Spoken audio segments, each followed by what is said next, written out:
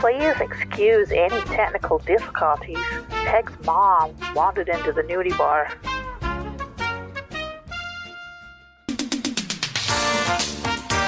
Live from Chicago, it's Jerry Springer, the masculine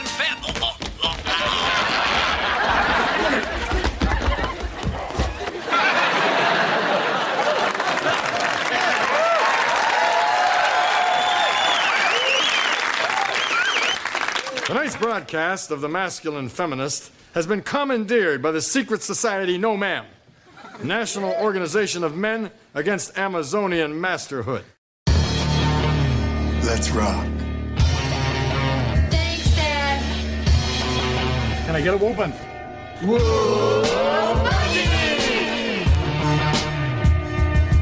No Man presents, live from the nudie bar, the Married with Children podcast.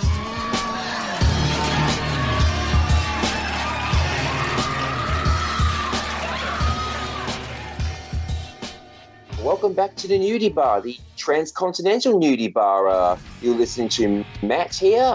We're back in the Married with Children podcast, season 8, episode 9, No Ma'am. Originally aired on the 14th of November, 1993, written by Larry Jacobson and directed by Tony Singletary. Well, as I mentioned, my name's Matt, and dearie me, I just heard that my men's bowling league, that recently reopened bowling alley, has been cancelled. And this is Annabelle, and tonight I would like to dedicate this podcast to my ovaries. Crikey, I'm Tyler. No. That's I promise, that's the only Australian joke I will do for this entire recording. I promise. Intentionally. My name is Tyler, and I propose a lactation lounge. Alright, so according to our good friends at IMDb, here's what this episode is about. When Al and his friends get fed up with the women taking over their jiggly room, spelt with a G, not a J, and their bowling night, thanks to both Jerry Springer and Marcy Darcy, they form a secret organization called No Ma'am, the National Organization for Men Against Amazonian Masterhood, not in the summary, and hold Springer hostage at his own show in an audience filled with men donning the No Ma'am shirts. They intend to perform television's first sexorcism, which includes them forcing him watching hours of pro wrestling. They'll also force him to wear a stinky yellow undershirt and a pair of boxers with the words, "It's all me," until the women who took over their jiggly room, again badly misspelt, and their bowling night comply to their demands, written by Anonymous. Al Bundy hosts the first talk show for men. You gals want a ladies' night? Try having it in the kitchen, cooking for a man. And all new Married with Children, part of a full hour Sunday.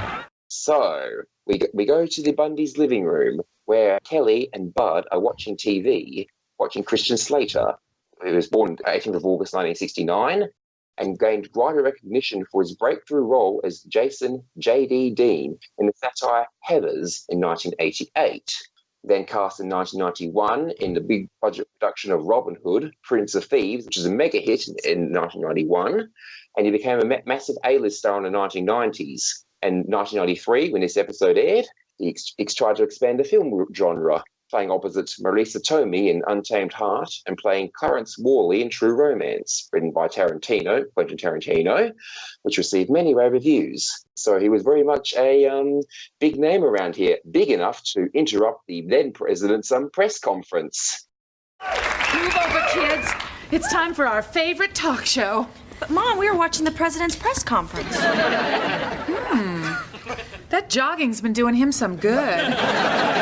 Yeah, the then president was Bill Clinton, who started jogging to deal with his weight issues. This is just a year after he'd been elected president.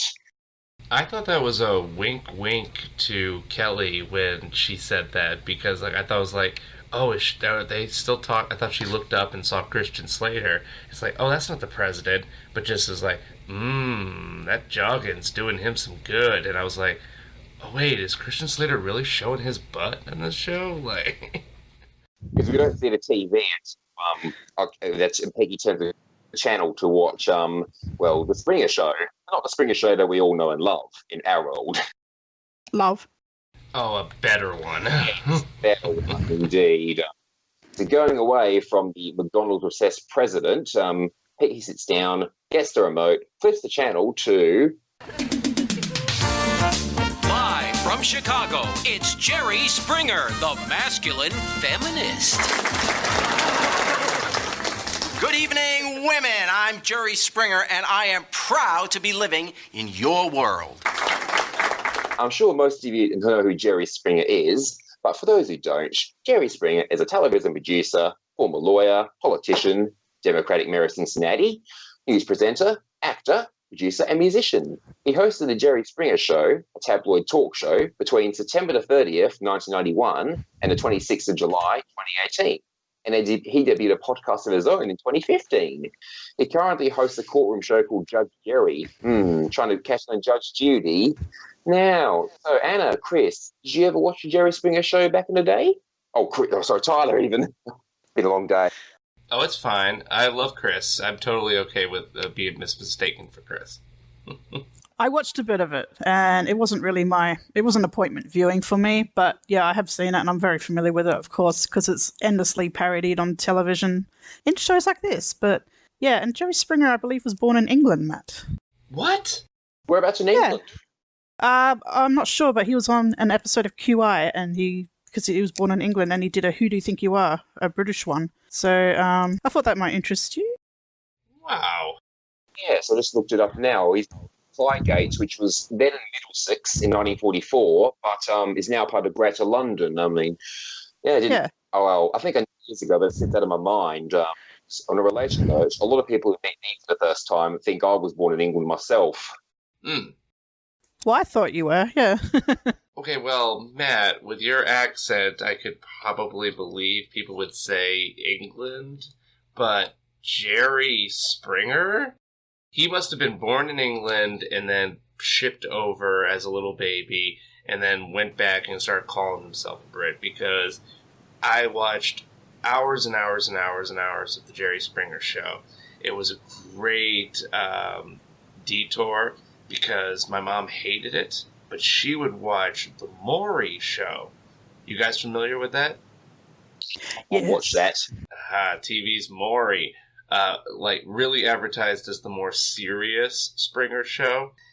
Although he did a lot of the same stuff, he just had he tried to rope it all together with a moral aspect, and this is how we're trying to fix these problems, where Jerry's show was way more about exploiting the problems.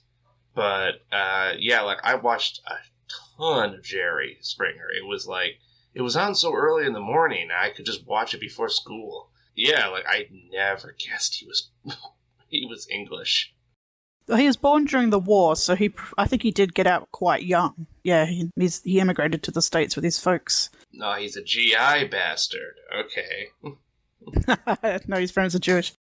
Yours truly was born and bred here in Australia, despite what most people who've met me in my 20s have thought, including Anna, most of my friends who have known me since I was 20s. No, I don't have a British passport, but podcast viewers, vote in the poll. Do I sound like an Aussie or a Brit? When I used to teach ballet when I was younger, some of the kids thought I was Scottish once. I thought, where did that come from? But maybe because I don't talk like a full-on Aussie. Sorry, Tyler. Hi, mate. I have never once been confused for anything else but an American, so I can't relate to this conversation. Apparently, there's never been any doubt in anybody's mind where I'm from. I doubt from my end. So we got Jerry Springer on the TV as the masculine feminist. Now, before we get started, I want to take a moment to apologize on behalf of all men for the disgusting way Bert has mistreated Lonnie. Good move, Bert. And Cop and a Half, good movie, too. Bert being, of course, Burt Reynolds, married to actress Lonnie Anderson between 88 and 94. By this point, he must have been separated after he fell in love with a cocktail waitress, and he traded lawsuits which were settled out of court. His marriage ended in 94. 1994. Springer also mentions Cop and a Half, which came out earlier in 1993, an American family buddy cop comedy film directed by Henry the Fonz Winkler. Reynolds takes on a 8-year-old child as part of the solve a murder investigation. I think it made $40 million and scored #1. I watched it years ago when I was a kid. Thought it was okay. Have you two seen the film? I have when it came out, yeah, but I've forgotten it was directed by the Winky guy who played the Fonz. I didn't even know who Winkler was at the time. I was only 12, though. Yeah, Henry Winkler is one of the most successful people in Hollywood. A secret success. Given such a bit part in Happy Days. And I say bit part because it was originally supposed to be just a side character that would pop in and out. But viewers loved him so much that the producers were like, whenever the Fonz is not on the screen, people should be asking, where's the Fonz? And he starts becoming huge. He started making friends with people in the business and learning how to work it, and tried his act into screenwriting, producing, and eventually directing. Invested a lot with certain movie studios, invested in different movies, and now owns a big part of, I'm not sure if he still owns it, but I know he did. He owned a good chunk of land in Montana, and did ranching and stuff. He's a very conservative guy on, wildlife conservative. He is really big on preserving natural resources and everything. He's a very fascinating individual, all coming from yeah. And he seems like one of the nicest guys in Hollywood too, and he's great on Barry. Oh yeah, anytime I've ever met anybody who's interviewed the guy, he's supposed to be insanely nice. Yeah. But yeah, Jerry Springer though, I was very surprised when I saw this episode because, like I said, I've watched all these episodes for the first time a few years ago, and when this episode popped up for the first time, I had already known by my friends telling me that this was a pinnacle episode of No Ma'am, and I was dumbfounded when Jerry Springer popped up and started becoming this. Even now, even this morning, rewatching the episode, when he starts talking let me tell you about these horrible men out there. And I'm just, it's so grating because I know guys like this, especially back in high school during the early aughts for me. They would just be men, right? They suck. They don't understand women. Not like me, right? Let me just scoot on closer to you, girl. All right? It just solely sounds like somebody who's trying to, get in good with women. I totally thought that's where this episode was going to go, but it never does. I mean, when are men going to realize that women are this world's most precious natural resource? Except, of course, for our sponsor. I can't believe it's a tampon. Hang on. That reminds me of I can't believe it's not butter. And no, you wouldn't want to wish it was always that time of the month. No. Those precious natural resources. It's a generous sales pitch. I do like the look on his face when he holds up that product, though. He's completely nonchalant almost, but... Such a ham. He is. Poor Kelly and Bud. Oh, yeah. Kelly's expressions, she makes such a good, bitchy girl kind of turned up nose face. I've started noticing this in a lot of female actors that I love. Have either of you have any of you two guys seen the movie Happy Death Day? No. No. You know of it? Doesn't ring a bell. No, sorry.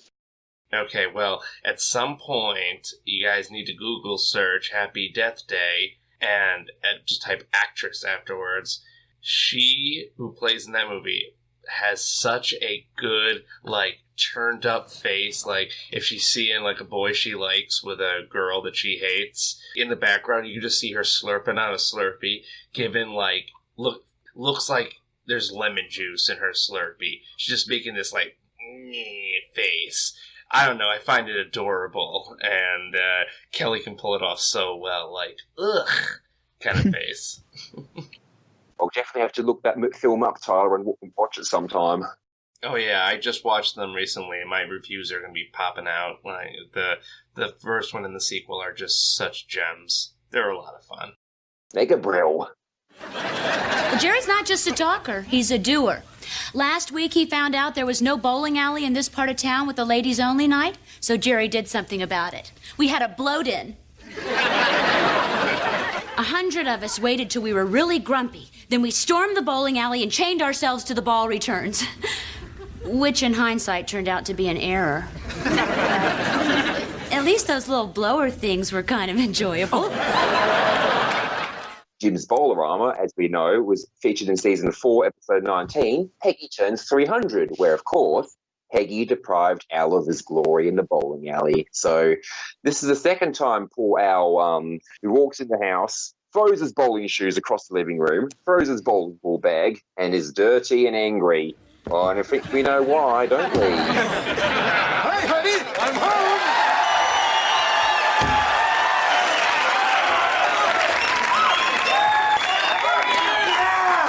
Why am I early on what used to be my bowling night? Good question. Thank you for asking. Well, as I entered the bowling alley, ready for an exciting night of bonding brewskis and barfing, what did I see? Women bowling overhand. So naturally, I went up to one of these donut depositories and said in my nicest voice, wedge it out the door, Beefalo, it's my night to bowl. Well, instead of coming back at me verbally like I did to them, they took their doughy fist and they pounded on me until a mutual agreement was reached that I leave. Anyway, when I regained consciousness in a burning trash can, I realized A, Thursday nights is now ladies' night, and B, you don't want to know how a bum puts out a trash can fire. Yes, Al has lost his men's bowling night to the ladies. Thursday night is now women's night at Jim's Bowlerama. And Al, when he sees that Springer show, he's going to make a call. Just don't embarrass us, honey. Is the caller there? Al Bundy here. Too late. Now listen here, Jerry. Bowling is a man's sport. If God had wanted women to bowl, he would have put their breasts on their backs so we would have something to watch while waiting our turn.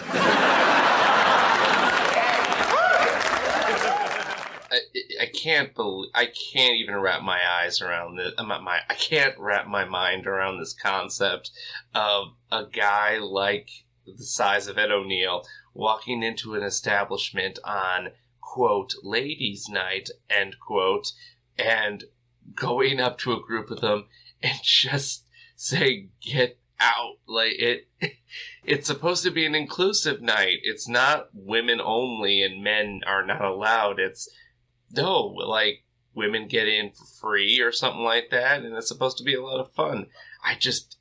It's so funny, and only Married with Children can get away with this kind of, like, exaggerated idea. Exactly. I mean, it probably just was a lane or two dedicated to the women's league. And where are you calling from, sir? 1952? I wish. Ike was in the White House, women were in the kitchen, and you were in the closet. Ike was in the White House? Technically, no, because Ike was elected at the very end of 52. Truman was still in office, and Al would have only been 4 at that point, so we wouldn't even know who the president even was. So Al's on a bit of a ranch, and he's out to get revenge. He's on the attack. Yes, he is, Anna. Get back. He's so proud of his gay joke, too. Like, the gay joke itself is very lazy, but that's, like, I'm not endorsing gay jokes, but the face Ed O'Neill makes after he says it is so great. Like, tee-hee, I made a funny. And it's to remind the audience members, no, don't worry, we're in on the joke. You don't have to be like Al. Yes. Or Jerry. He sucks too in this episode. Indeed. A style of television first perfected back in the early 70s when Archie Bunker stormed onto screens in the US, where the whole point was he meant to laugh at him, not with him. Exactly. Yes, and I'm a big supporter of All in the Family, and I'm getting very tired of all the Archie Bunker, next to Trump and everything. And I'm like, no. The point is, Archie Bunker's the lovable person. He's supposed to remind you of your grandpa. Even back then, he was supposed to remind you of your aging dad.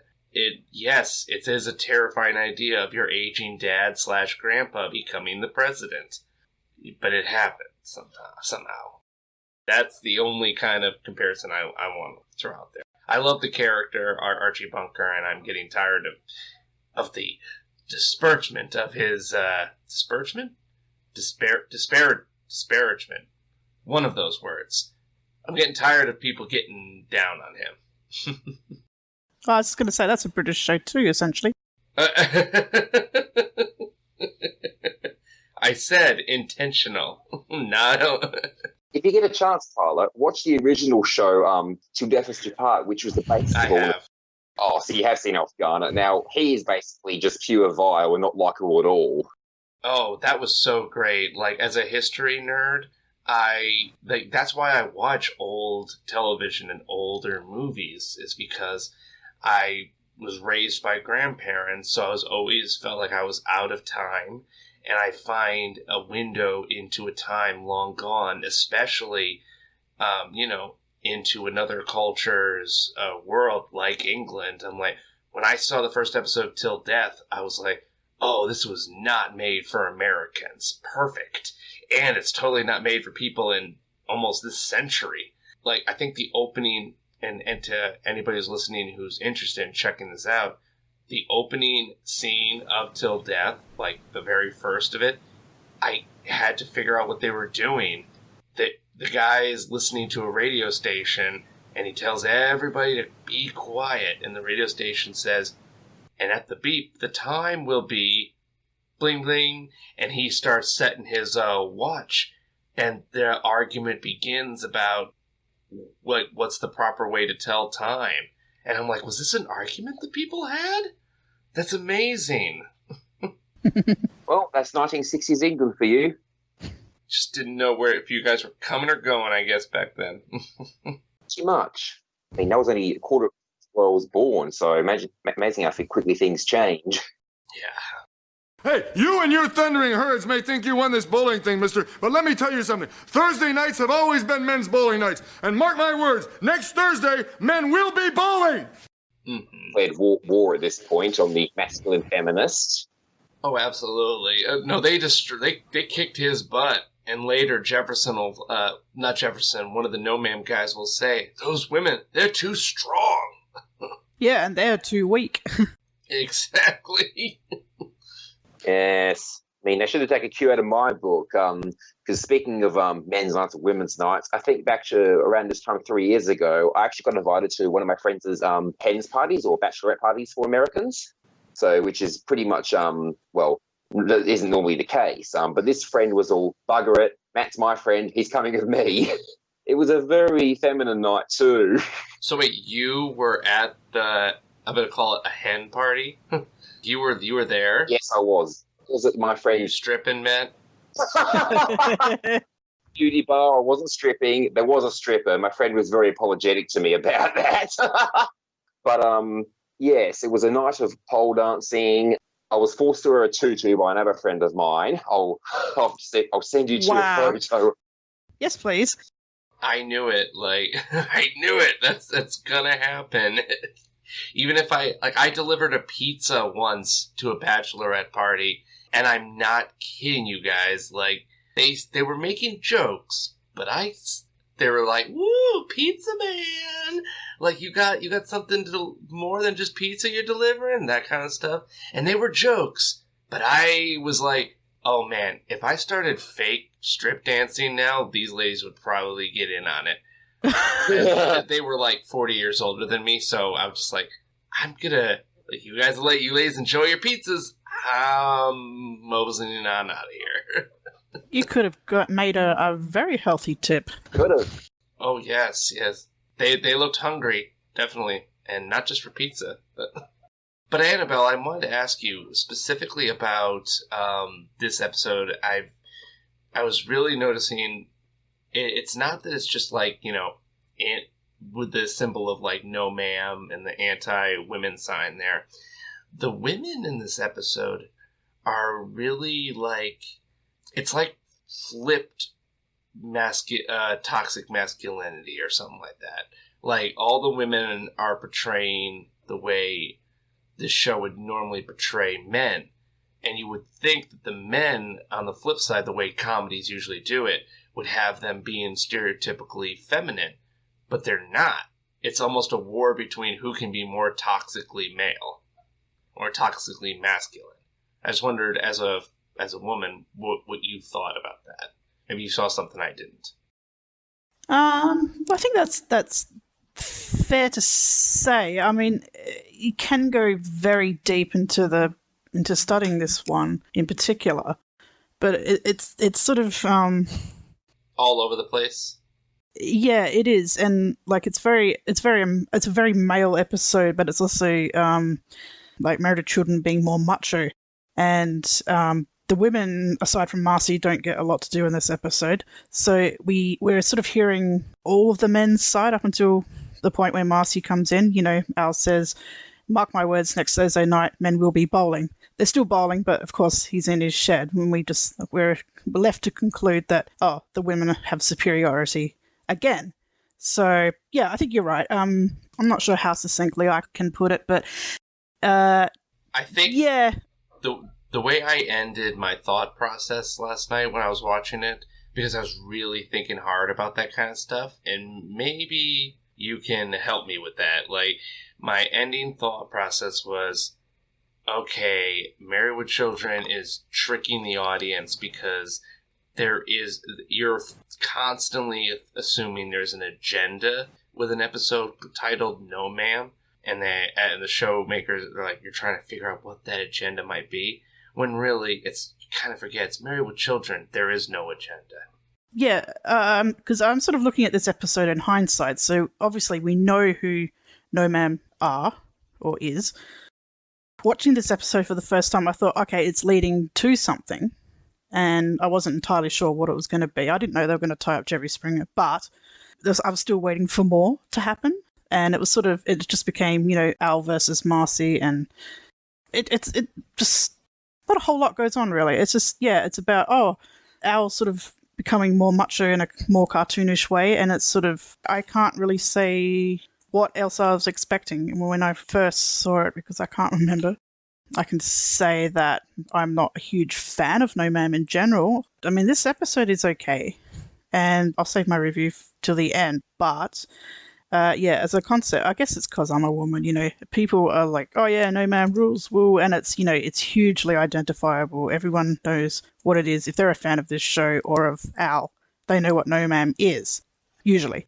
I mean, it's the podcast logo on the Married with Children merch. Exactly, and that's fine. It's one of the symbols that Married with Children is recognized by. I wonder how many people realize it started, you know, after the second half of the series has started. So, you know, it's not until season 8 that it begins. But it does become very saturated in, say, seasons 9 and 10. I mean, you've only got this episode in season 8 plus one more for season 8. Oh, yeah. And then season 9, it becomes more and more. And the only reason that I am not a huge fan of it, I think, the main reason anyway, is because it takes away from the family dynamic, which is why I liked Married with Children in the first place. So you've got less screen time with, say, Al and Peg, Al on the family, and it's sort of more Al becoming more of a cartoon. He's becoming more sort of this machoization, if that's a word, later on. But I sort of get it at the same time, because Al has to evolve in some way, but he's not a character that is big on evolution. So I'm in two minds about it. So I totally get it, but because I'm a woman, I'm not the biggest fan in the world. But I think the show, Married with Children, should focus more on the family. But at this point in the series, and certainly later on, because, you know, you've got 4 more seasons, or 3 more after this, you're going to need more ideas, new ideas. And No Ma'am took off, and I completely understand why. Thank you so much, Annabelle. That actually puts a lot of what I was thinking into proper context. And I've noticed, like me and Steven Scott, when we're recording our episodes, we've noticed that there's a lot more calling back to old humor. Like, it's all about sex jokes. It's all about like, Kelly's an idiot. It's all about Bud not getting laid. Like, how often can you do the same jokes over and over? And this episode might have been that attempt to do something a little new, introduce some more blood into the show, expand the universe, if you will. And I have no doubt in my mind that they had absolutely no idea that No Ma'am the brand was going to be so, like, regarded. And because it pops up so frequently in the later episodes and in the seasons to come, it reeks of test audiences, which is just like, oh my god, we love this stuff. Because there's a lot in this episode that, mainstream America and, I just want to say TV watching in general would latch onto. The idea of the gender war has been used in almost every single television show I can think of. Like, even in cartoons I watched as a little kid had that boys versus girls kind of stuff. And here's all the way the girls are, and here's all the way the boys are, and they're going to clash. And even the most liberal ones would have it ending with, well, both sides kind of suck. But I just thought that they're playing into that as a very, let's make a very kind of experimental episode, give Al a bunch of gross male friends, make Marcy and Peggy kind of a duo, and get a bunch of gross females in there and show how both sides kind of really suck. I think you've summed it up very well. I'm not sure if I hope what I said made sense, but yeah, I totally get it, and it's very satirical in that sort of men versus women thing. And like you say, from this point on, Al's getting more cartoonish, even a bit silly, even. But it's something I've noticed about the whole show is. The whole show is, and this season in particular, it's more sporty as well. There's a lot more sport involved. This season's actually bookended by sports episodes when you think about it. It's just an observation, really. I mean, so they are looking for new things, new cast members. I think season 9 had better additions with the cast members. We'll talk about that when we come to it. But yeah, I like the No Ma'am actors, Bob Rooney and Ike and Griff and Officer Dan. I like the actors. I like some of their characters, especially when they're being made fun of a bit more. But yeah, they sort of divvy them up, it's husbands versus wives. And the show, you could say, is about that to begin with, but it's, it's that family dynamic that is missing.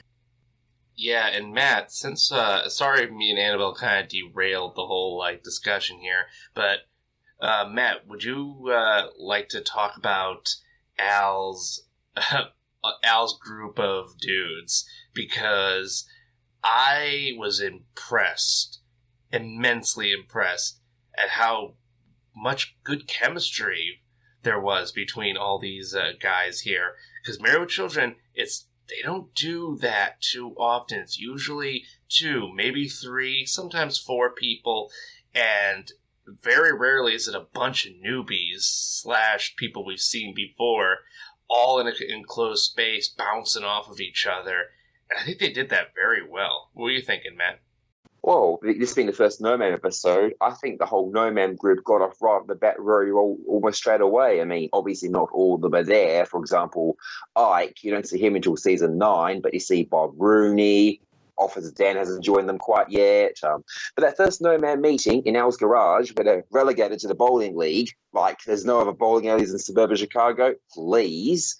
It just feels like it's got right off the tee to just right there. I mean, any show that gets to an 8th season needs new ideas anyway. So I personally think No Ma'am really helped the show in season 8, season 9, season 10. There's a few No Ma'am in season 11 as well, but the show by itself was going down a bit by then. And I remember I watched this episode for the first time in the summer of 07, 08, so your winter, Tyler. I was on some school holidays between last year. I was going into being senior in high school, what we call year 12, and pretty much as soon as I finished the episode, I remember went on Amazon and used some of my Christmas money to order a No Ma'am t-shirt, pretty much right after I watched the episode. Nice. Very good. See, because it wasn't just a T-shirt for me. I didn't become a fan of the show, Tyler, just that previous June. So I was going for all the episodes the first time, and well, so it's been my senior year of school and everything. I actually wore the shirt to school a few times that year on what we call free dress days down here. You'll be pleased to know only one person out of all the teachers and students was offended. I'm actually less pleased about that. I would hope more people who didn't know the context would be more offended. It's a very offensive logo out of context. I'm just going to put it out there. Like, I would not have been allowed to wear that in my school. I mean, I wasn't allowed to wear my Bart Simpson's Down with Homework shirt because it was considered too radical. So may I reiterate, no teachers complained about my shirt. Okay. I'm not sure about you two. I was a bit lazy as a teenager. It got me doing my laundry. I was a slob growing up eating, so it helped me not get dinner all over my shirt. And people in my friendship group at school, they already knew I was a fan of the show. I mean, because when I first made a MySpace, I used a picture of Al Bundy as a picture, and some of them didn't know who I was, some of them did. So my friends knew what the shirt was all about, because I explained it to them, and half of them thought it was insane for watching the show. They're like, oh, it's too old. Oh, that show's not funny. Or Kelly's a tramp. Blah, blah, blah, blah, blah. Their loss. But yes, very fond school memories for me. Wearing that shirt around school was a naughty year 12. Wow, that's kind of awesome, actually. Like, you're just this 12-year-old kid walking around being like, no, Al Bundy's the greatest. 17, so it was year 12 of school, so I was 17 at the time, not 12. Oh, man, see? A dumb American right here.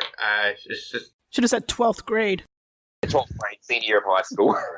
Yeah, I know the rest of the world does stuff like, oh, we're in our blank year, where here it's grade, I guess. Yeah, so there you have it, 12th grade, not 7th grade. So I was just 1 year short of being an adult at this point, and it was just one of many good memories from that period. So back to Al's garage, where they're playing a pathetic game of bowling.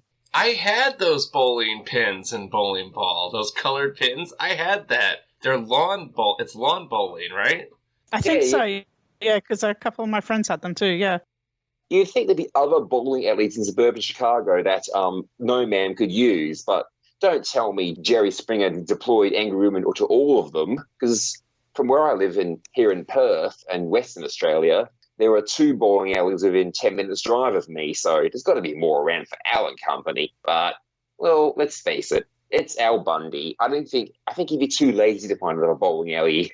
Well, Al doesn't like change, and he doesn't like the boat to be rocked, because he lost his bowling night because the women have chosen his night to take away, so he's getting up in arms about that. So instead of finding another place to go and bowl that night, going to sit there and stew in his own juices and plot revenge.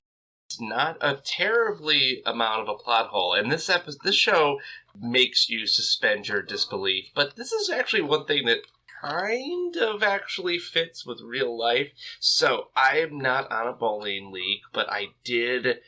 I was on one for a little bit. I was a reserve person. I was used to throw. Basically, I was not that good. Like, my bowling average is 118, 120, which is very disgusting to like pro level people. But I was on there. I would be trotted out when they wanted to psych the other team out, because they're like, ooh, who's this guy? Maybe he can do really great. They told me that after they did that, but it worked. Bowling league stuff is very competitive, especially at this time in Married with Children. There were a lot of bowling leagues, especially in a place like Chicago. And when someone says, that's my bowling night, they're not referring to, this is the night we collectively agreed that we're all going to go bowling. No. That's the night our league reserved a specific time to play. And this is the part where you had to suspend the belief that the bowling alley would say, all right, Mr. Jerry Springer, we'll agree to suspend all the league reserve times for your women's demonstration. Absolutely not. the leagues are what keep bowling alleys in business. They purchase reserve times for like up to 6 or 7 months at a time, or like seasons at a time. Like these bowling leagues will, 5 or 6 guys will lay down like a few grand in reserve. Like their lanes need to be reserved, whether they're there or not. I remember waiting with my friends outside of bowling league time because like, oh, sorry, only 2 lanes are available. I'm like, but nobody's using those. They're like, well, no, they're reserved for the leagues. So this is actually a big deal. Like the fact that they're doing it in their garage, meaning, well, no, they probably couldn't go to another bowling alley because another bowling alley probably had a different league night going on. This is actually a very vindictive thing that's being done to only Al's group. Like, I could understand if all, and this might explain where all these other men show up for No Ma'am. I think this was it. Like, little bit by bit, these leagues were having their nights taken away, which, again, no bowling alley would do that. You would not destroy that kind of revenue. Like, fair weather bowlers are nice, but those leagues keep the alleys in business, even to this day. That makes total sense. Yeah, so that's my little bowling thing. I love bowling. It's a lot of fun. I love being on a league. If I wasn't podcasting and had this awesome Facebook group, I probably would have joined a bowling league out here in my new city right now. But nah, I like podcasting better. Better on the wrists. Yeah. All right, but yeah, so sorry about that big derailment. You did mention some of these No Ma'am guys, and some of them we never see again. This is ridiculous. I worked hard all week. I'm not going to sit home on bowling night. Well, we can't go back to the bowling alley. Those women are too strong. We can't go home. We're too weak. So, in addition to Jerry Springer, obviously, we have Dan Tullis Jr. as Officer Dan, first time credited as Officer Dan, and we'll be seeing a lot more of him between now and the end of the series. Yeah. E. Bell as Bob Rooney, I believe this is his first appearance. Steve Suskin, Barney, Christopher Collins as Roger, and we also have John Mariano as Pete, Trip Hamilton as Jim, Harriet Lyder as Velma, Timothy Amundsen as the bartender, Red Berg as the waitress, William Palmieri as Guy 1, and Frank Noon as Guy 2. I'm assuming there'd be no mammers with no names. Lisa Boyle as Ms. Bubbles Didi. And yes, there is the final additions to this episode. Wow. Like, I recognized maybe 3 of those names. Bob Rooney, Officer Dan, or are you talking about the actors and actresses? No, I'm talking about the actors and actresses' actual names, because usually I recognize the names of guest stars. One of the No Ma'am guys, he looked a bit like Michael Stipe from REM. Oh, yeah. Like, most of these dudes, with the exception of Officer Dan and Bob Iger, like, most of the guys totally look like gross, tobacco-chewing, beer-swilling guys that I would just see in a random bar out here nowadays. Or a bowling alley. These guys not even bowling alley. Like, these guys a lot of them look like barflies from a really seedy dive bar, and I think that's the point. Like, that's why I thought it was so amazing that they got a lot of these just rando character actors, and they were all able to work so well off of each other. Like, their comedic timing is very good, and if people don't agree with me, like, go back and watch some of their scenes with them, and with that idea of good chemistry, they all have it. I agree. And when you watch the scene when they're having a bit of a scuffle in the garage, someone gets hit in the face, in the nose. I think it's the guy in the red cap. But he holds his nose after that. So if you watch it again, look out for that. Oh, I did. Oh, yeah, I totally saw it this time. I'm like, oh, he actually got it in the noggin. Oh, my God. Oh, and you brought it up, Annabelle, but one of my favorite bits that they keep doing with this group is one of the dudes will, just out of nowhere, insult Al's wife. And then Al will, and everyone will just be silent.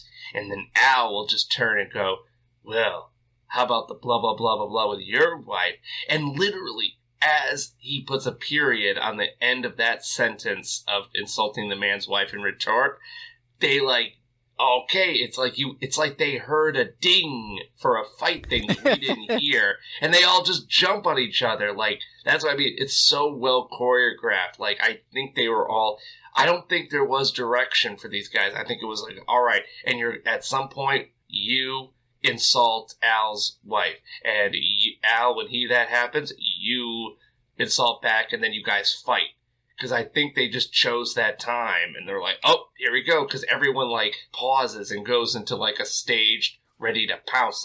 But it also looks realistic, because everyone's just like, oh, crap, they're at it again, kind of deal.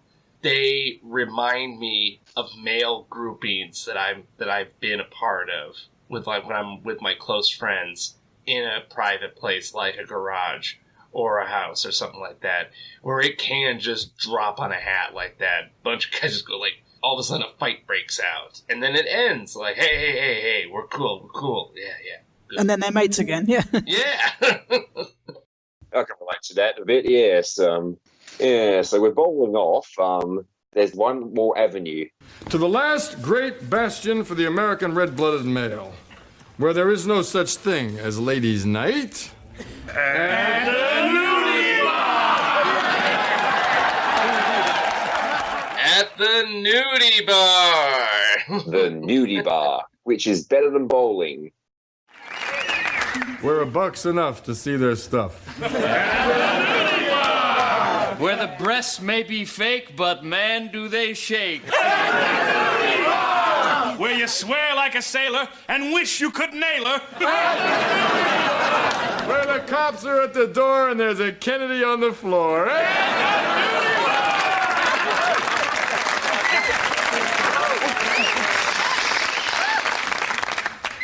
Nudie Bar. Because they go there and I've noticed a few things are missing. Where are the mirrors? Huh? Oh no. It's feminist poetry in a coffee house. Poetic. Tonight, I would like to dedicate this poem to my ovaries.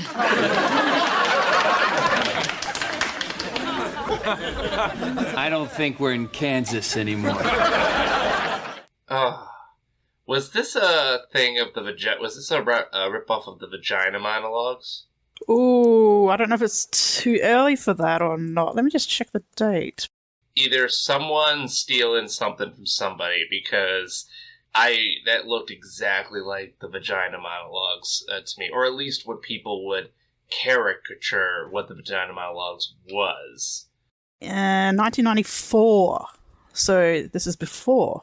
1994, a play called The Vagina Monologues was written by playwright and activist Eve Ensler. That broke ground, offering to the world a piece of art like nothing it had seen before. So Married with Children actually got there before Vagina Monologues did. So who wrote it? Who wrote the vagina monologues? Her name is Eve Ensler. She's an activist and playwright.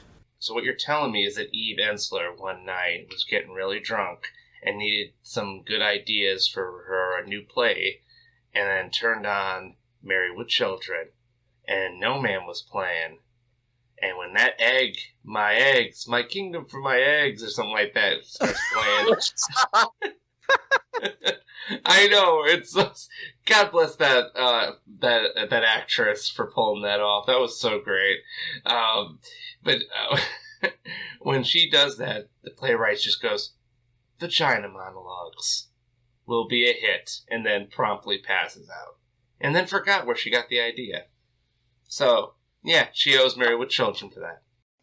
You could be onto something there, but yeah, I think it's just a comment on, the coffee houses of the time were getting more feminist and, I don't want to say hipster, but... Oh, hipster AF. Arty and, inclusive, and more women to be included in various nights, including god-awful poetry readings. Can I ask you, though, can I ask both of you, have either of you two been or attended a nudie bar before? Strip club or an exotic dancing establishment, however you... I have. Okay. Nudie bars, they're just called strip clubs here, but yeah, I have been to a couple, but I have not been to one sober.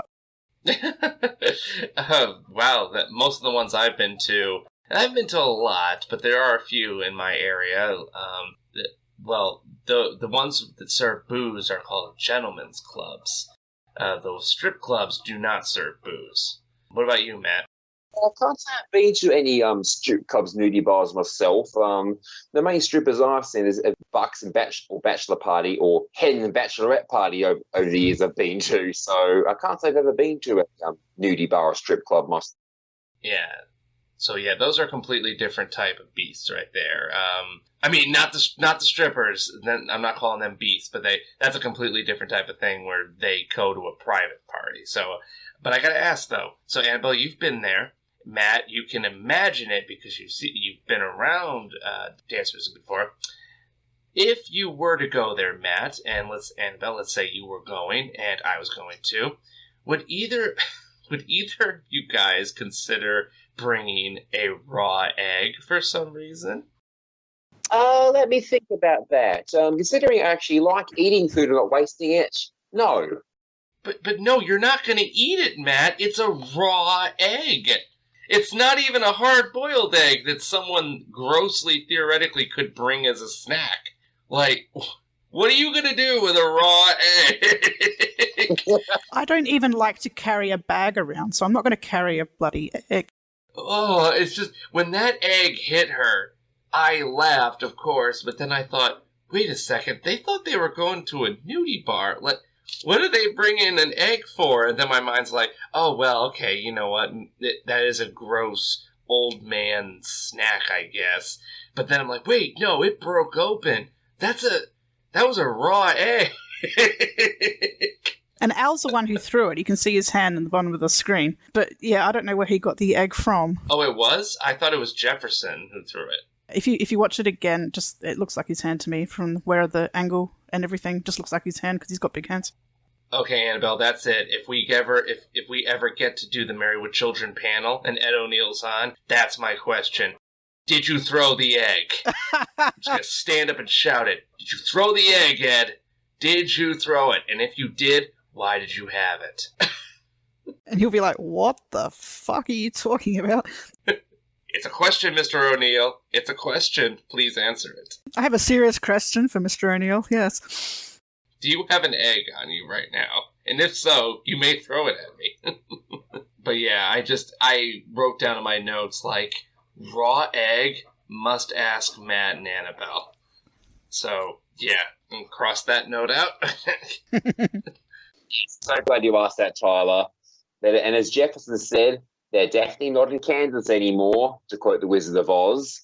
But again, most of us would have heard of that. The 1930s film, I believe.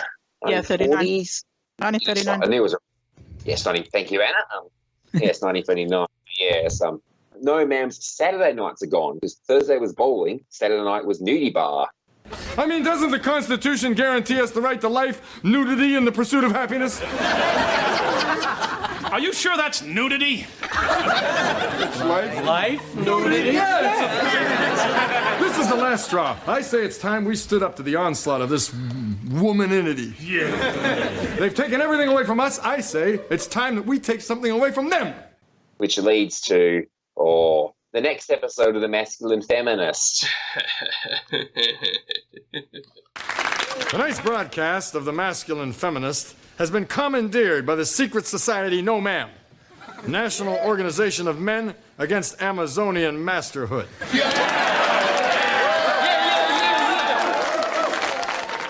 For those who aren't aware, I'm sure you all are because you listen to a Married with Children podcast, but if you're just watching it for the first time, it's the National Organization of Men Against Amazonian Masterhood.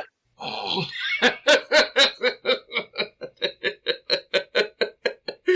Every time somebody announces that out loud, it makes me chuckle. I know what it means. I've read it before, but only when I hear it spoken out loud does it make me laugh. It's so stupid. Because you would, are you just saying you're anti-woman? Or, are you against politeness? I know a lot of women hate being referred to as ma'am because it makes them sound old. Are you against that? Obviously that's half the point. Yes. If you go back to when I wore that shirt at the school, a lot of my classmates read this back of it out loud and wondered what on earth it meant. So to put things in perspective, I was only 6 in 1997 when Married with Children ended, so people my age are not old enough to watch a show when it was first on. Well, I'm wondering if people saw just the front of your shirt and they have no idea about Married with Children or anything to do with the show, and they either think, okay, you're a raging misogynist, or you're homosexual. Ooh, you know what? That makes me want to wear the shirt even more. Because, anybody who knows me knows I'm none of those things, and I'm, actually a very annoying person who tries to go out and say things against those concepts. So, it is a great shirt. Just no ma'am. No other context, nothing else. And unless you know Married with Children, it would bring that up. So, that is a good way to troll your friends with a t-shirt. Yeah, someone comes up to you and goes, "Hey, brah, nice shirt." And that's the way an Australian jerk in my mind talks. And you're like, "I want to wear one too." And yeah, you're a fan of Married with Children? Wait, what's Married with Children? I just hate broads.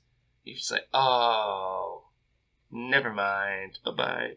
I mean, I've had any complaints with wearing it. So I sometimes get a few compliments from fellow Married with Children fans that ever wear it when walking around town and the like. So I've never had anyone complain about it aside from that one classmate 12 years ago. But I've had a few people compliment me on the shirt.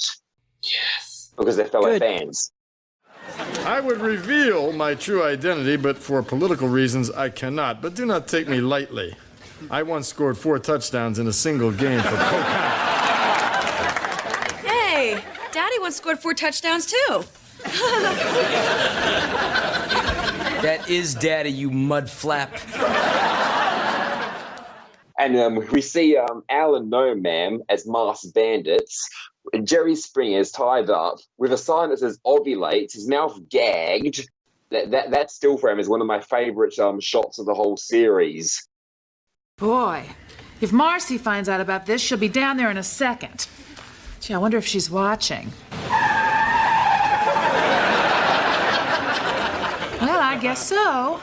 Yeah, so if you look at the studio audience of tonight's edition of The Masculine Feminist, you notice it's been commented by a whole room of no-mammers, including a John 3:16 sign in the audience.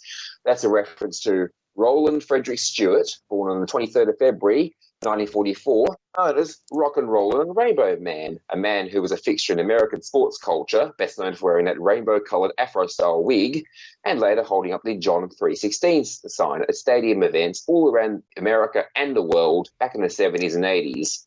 He's currently serving 3 sentences in prison after being convicted of multiple kidnapping charges after the 1992 incident.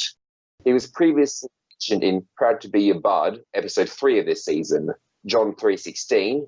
For God so loved the world, that he gave his only begotten Son, that whosoever believeth in him should not perish, but have everlasting life. Oh, that's creepy that actually started with a kidnapper. Okay, I'm never going to endorse that sign to be used at a sporting event again. Because I've seen that all my life at sporting events, at concerts, at rallies, everything. And I did not know it was started. Obviously, it was started in the Bible, but I didn't know that waving that Bible verse sign was done by a kidnapper. Wow, that's creepy. Yeah, he's been booked in 92, so the year before this was filmed. He was just letting everybody know what he was going to do with their kids. Like, for I so loved your children, I'm going to take them. I don't know. That's just a very fascinating bit of trivia. I never knew that. There you go. You learn something every day, Tyler. I guess so. Al's got the floor in the show, and Kelly thinks he's someone else when he talks about 4 touchdowns, because she's Kelly, obviously. Oh, somebody else won 4 touchdowns in a single game. Maybe Daddy likes him. That is Daddy, you mud flap. or mud guards are used in combination with the vehicle's fender or bumper to protect the vehicle, passengers, and pedestrians from mud and other flying debris thrown in the air by the rotating tyre, made typically with rubber. So there we have it for those automotive fans out there. And yes, but Bud can easily recognise, obviously, his dad, Jefferson, Bob Rooney. He already knows who Bob Rooney is, and Mr. Anderson. I don't think we'd hear about Mr. Anderson as another No-Man member in the future. No, I don't think so. Every day for the past 30 years, you high-heeled pit bulls have blamed us for everything. From not being able to get into Harvard to not being able to get into stretch pants. We've been called pigs! We've been called scum! We've even been called plywood bottom. Or at least I have. See, he mentions 30 years, so that would be 1963. And Jefferson, plywood bottom is not a common insult. It's not pig. Sorry, Jefferson, plywood bottom is not a common insult. You fail. I gotta ask, did either of you guys think that the show was going to make the joke that Marcy and Peggy did not immediately recognize that it was Al and Jefferson? I didn't think they'd do that because that's more of a Kelly joke rather than a Peggy or Marcy joke. Yeah, I agree. Yeah, well, this show is getting a little Looney Tunesy, and I love the idea that all they have to do is put on those masks, and now you don't know who I am. So Jefferson's name is actually Hank. 4 years before we met Hank, the propane salesman from King of the Hill. Oh, that's why I think, okay, thank you. That's why I don't think Mr. Anderson is used anymore, because that's actually a character on Mike Judge's, the guy who, Beavis and Butthead, who wrote King of the Hill. And I think that was getting a lot of track at that time. And Tom Anderson. No, I think, Tom Anderson, whatever, but it's always Mr. Anderson. Yes, because Tom Anderson actually, I'm assuming both of you have seen Beavis and Butthead? Oh, yeah. Oh, yeah. As you remember then, Tom Anderson is basically Hank Hill Mark I. He's basically Hank Hill, but about 20 years older and with early stages of dementia, because he never remembers who Beavis and Butthead are. Beavis and Butthead always trash his house, and he was basically the basis of Hank Hill, so but just 20 years older. He loves butane. Not propane, and that would infuriate Hank. Oh, you'd start World War III.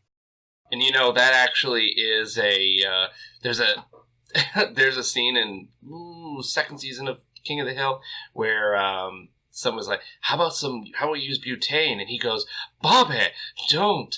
That's a bastard gas. No, Bobby's like, that's a bastard gas. Because that's what Mr. Anderson said he loved, which the only reason they put that in there was because King of the Hill was the propane guy, and Mike Judge realized, oh crap, I need to distinguish these characters differently, but also in a funny way. Yes. And a nice reference to anyone who watched Beavis and Butthead before King of the Hill, because from the same creator, but they're very different shows, so some people would watch one but not the other. I love King of the Hill. It's one of my favourite animated shows, probably my second favourite after The Simpsons, actually. It is one of my...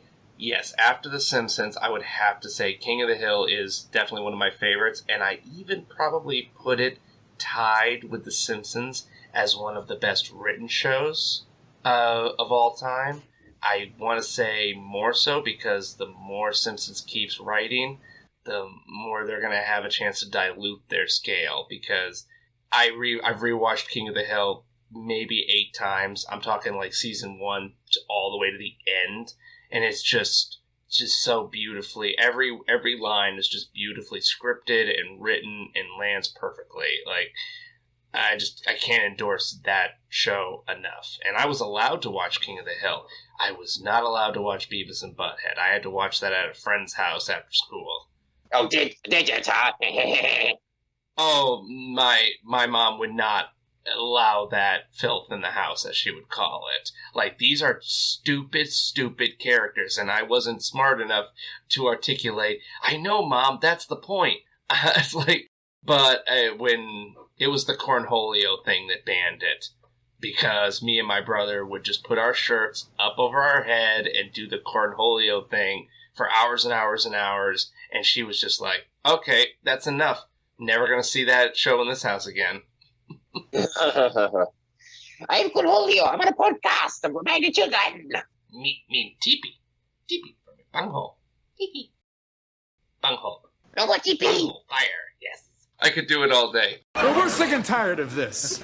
Now, we have a list of demands, and if these demands are not met, we are going to take this masculine feminist and perform television's first sexorcism. So, we got Jerry Springer hogtied, right, Matt? But there's more. There are 5 demands. Demand 1. You gals want a ladies' night? Try having it in the kitchen, cooking for a man.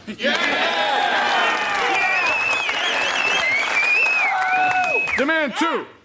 Don't put on a dress and ask us if it makes you look fat. We hate that. Besides, it's not the dress that makes you look fat. It's the fat that makes you look fat.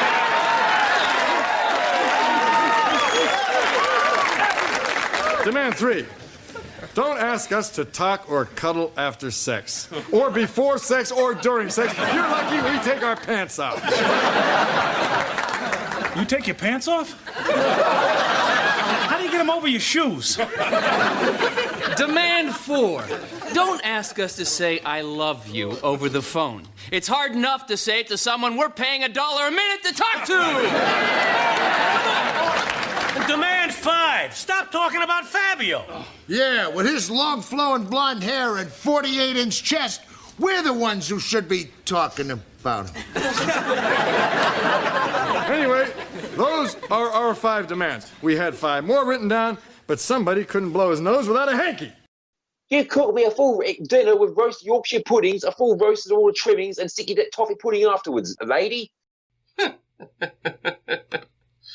Well, so those demands, like I said, they fit very well with our discussion about what No Ma'am was and how this show is just that it's taking this concept of these anti-women men and taking it very, very stereotypical and almost Looney Tunes-ish in a way. So any kind of hatred that's going to be brought by people who are watching this and don't understand that what Married with Children does, I think that if they don't get it by that, like, let's say somebody's watching the show air and they've never seen Married with Children before, and let's say they were a lady and they were being very offended by Al and Jefferson's talk about women and everything. I think when they got to this part, Annabelle, they would realize they may not like it, but they would just go, oh, that's what we're doing. The second they show up with masks on and everything, they're like, oh, it's all a big joke. Okay. Yes, and it's because you clearly can't tell who they are. That's my Halloween costume, by the way, for this coming year. Like, it is going to be a No Ma'am shirt with that adorable cutout mask. Like, just... And you can't reveal your true identity for political reasons. Oh, yeah. Well, hang on. What are we calling you now, Tyler? Obviously, you can't reveal your real name. That's so funny. Like, hey, I told you my name is Hank. Sorry, Jefferson. It's okay, Al. What about, do you like the names they chose for themselves? I mean, I would never have picked Clyde for Al, but... They're all one-syllable man names because I actually read that somewhere, that apparently when men try to give, it's a subconscious thing. When a man chooses an alias for themselves, they will almost always choose a one-syllable name. If it's a two-syllable name, it's very short. I'm the exception to that big 2-syllable one. Just brainstorm my mind. Okay, Matt. I for peers or something. I'm just saying, no one's going to go with, like, call me Frederick. No, call me Fred. I don't know. It's like one syllable. If it goes more to a grunt, it's better. Yeah. You're probably right, because if I was going to make up a name for myself, or change my name, I would probably go with something like Clytemnestra. There we go. There you go. I would be Clyde. Nice. So, ladies, you've got 30 minutes. Which, of course, is 2 hours in woman's time. To address these demands, or we'll Thinking, Aldo X's is experiencing runtime errors, thinking. Or we'll go for burgers! Which actually makes no sense at all. We'll go for burgers! Oh my god, and by the way, the huddle is great. Me and my friends did an improv group in college, and we legit, in real time, forgot where we were going with our improv. Like, because it went with, like, and alright, we're at the store now, and, oh, the store's closed. And we didn't realize that we had nothing planned after that.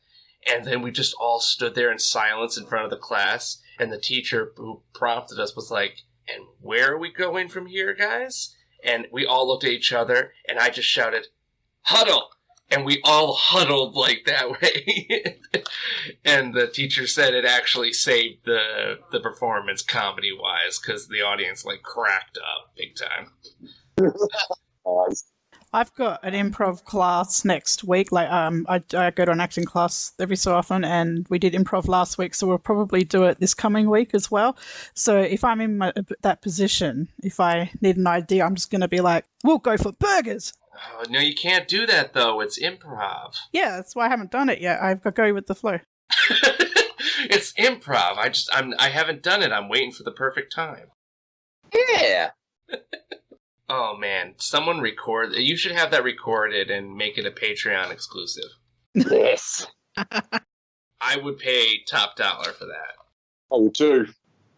So on the subject, still continuing on the theme of names, we go back to the Bundy house, and Peggy, Kelly, and Bud are looking through the telephone directory, how 1993 of them, for a new surname. What about Berkowitz? We could change our name to that. That's a reference to David Berkowitz, the son of Sam. Can't spell it.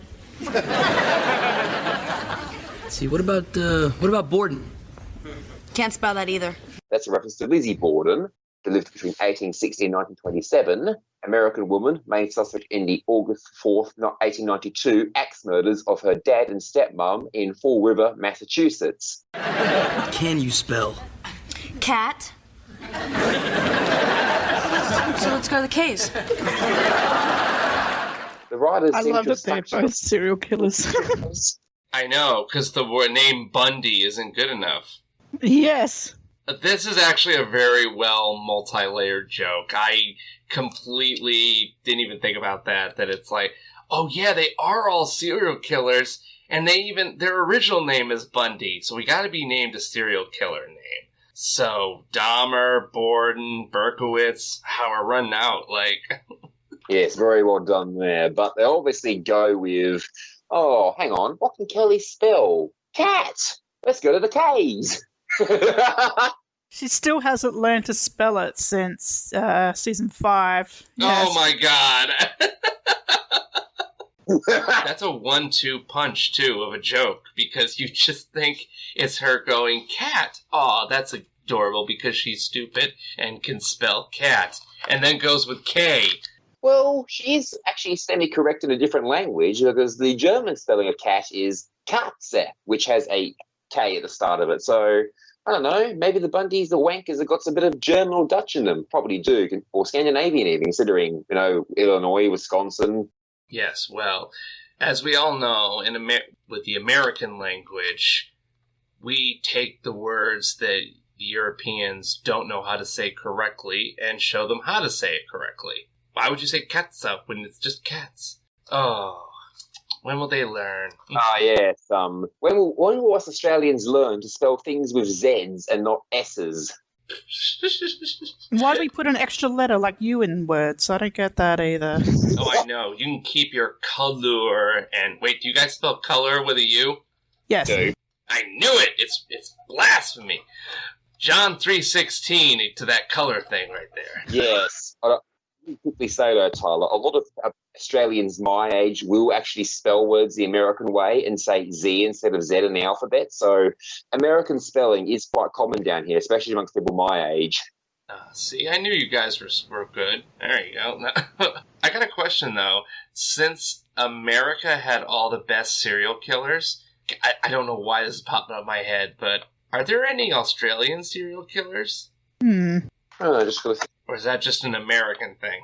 Well, only the serial killers that come to mind for me are Americans, so I'm trying to think. There's Ivan Milat. He's the only one I can think of. He murdered backpackers. I thought you were going to say, like, oh, it's got to be some cutesy Australian thing, like he murdered turtles or something like that. Like, oh, no. Oh, man, why the hell hasn't someone made that a movie yet? The Australian backpacker murderer. Like, oh, get on that, Shudder. Oh. I'd say that film was made. No, I want more. Like, the more times I find out that a lot of my favorite actors are Australian, like, the more I want to find out, like, why can't I just watch some Australian horror movies? Like, give me some Australian killers. Well, there's Wolf Creek. Have you seen Wolf Creek? I haven't seen it, but I was about to mention Wolf Creek too. Yeah, that's based. The only Australian horror movie I've seen recently is The Relic, and it was really good. Because I always thought I'm not going to lie, I thought the accents was going to take me out of the movie, because I find the Australian way of speaking, I find it very charming, and I've only had positive things related to Australia in my entire life. So to find it, to go into a horror setting, I always thought, oh, is this going to take it out for me? But no, it wasn't. I found a lot of it's aesthetic very, very pleasing. So I must say, I feel honoured hearing that, Tyler. Much appreciated. When you get a chance, once you can travel internationally again, I recommend coming down here to Australia. Oh yeah, it's my very first place that I'm going to travel when I can leave the continent. Nice, so definitely come on down. But speaking of Australia, I'll also recommend a TV show, not a film, but a TV show for you to watch if you haven't already. If you can find it, it's on YouTube, watch Kingswood Country. Basically think All in the Family, minus the serious stuff removed and more idiocy. So Ted Bullpit, his name is basically Archie Bunker, more of a village idiot. Basically, if you think Al loves his Dodge, Ted, no one's allowed to drive his car. Oh man, I had to insert some of the stuff because I know there's going to be a lot of American listeners who are going to be like, we want to hear more Australian stuff. Like, let's do it. Like, because it's a very fascinating country, and it's not talked about or represented enough in the stuff that I watch. Bloody shambles, of course. Time should blow podcasts up. And Tyler, there was another sitcom on here in the 90s. It was quite decent, and you'll be familiar with this. The show was called Hey Dad.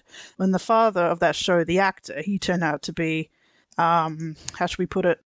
Serial killer? No, not a serial killer, but he was a perv and a pedophile, and he's now behind bars. So it sort of keeps in line with some of the TV dads in America too, but we have one of our own apparently. Man, like, see, my dumb brain, American brain, literally was like, it said it in my head faster than I could, like, destroy it from a rational point of view, but it was like, they have perverts in Australia? Like, I thought we had those here. I thought we were the only ones who had those. So that's a show that will never get rerun. Oh, wow. Okay, that's a definite one to check out now. Not for those reasons, but just because it's gone now. Just historical purposes, yeah.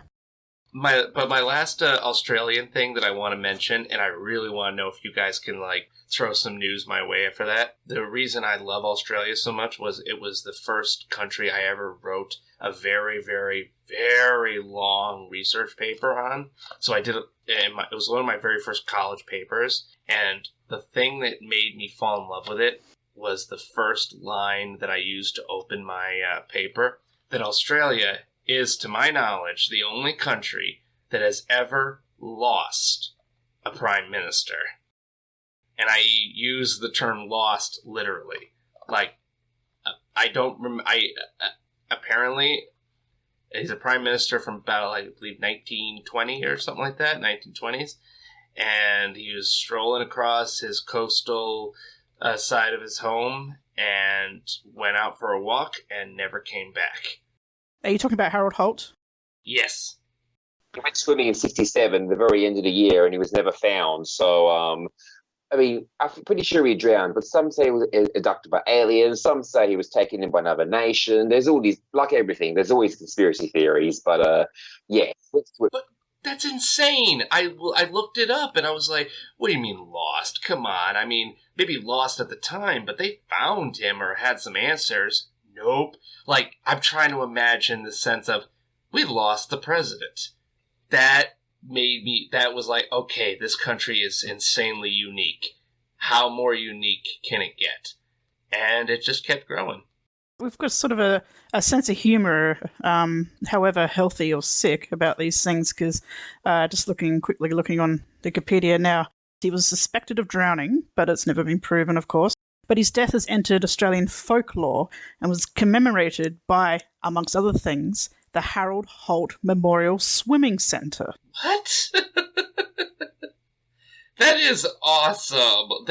That's like saying the John F. Kennedy sharpshooting school. Exactly. Like, you know what I mean? Like, it's you would never do that here. I love it. I can't wait to visit this country. Now, ladies and gentlemen, that concludes Tyler gushing over Australia as part of the podcast. Back to you, Matt. All right, so we have the representative of the working woman, Ms. Bubbles D.D. Ms. D, you're a working woman. What do you think of Roe versus Wade? Gee, I don't know that much about boxing. But I'd like to go out to dinner with whoever wins. I mean, you name your child Bubbles. Where do you think she's going to go? And she's asked about Roe versus Wade, which is a 1973 landmark decision of the U.S. Supreme Court about the availability of abortions nationwide, which struck down various state and local abortion laws. She thinks it was a boxing match. I just love that Al asks us such a serious question, and then It is the worst question to ever ask anybody, anywhere, anytime about in any context. especially a woman. Like, I can't think of even in a political science class, like, I can't think of a single instance in my life where you could actually look at someone and say, how you doing, Annabelle? So, Annabelle, nice to meet you. I just gotta ask you one thing. What's your opinion on Roe versus Wade? Gee, I don't know that much about boxing. Like, you know what? I think Bubbles is actually really brilliant and knows exactly what's going on here and knows there's no way out of this kind of conversation without doing that. So she's like, you know what? Hey, it's a boxing match. You idiots. That did cross my mind. I wondered if she sort of thought, hang on, there's no way out of this. Yeah, I'm going to play dumb.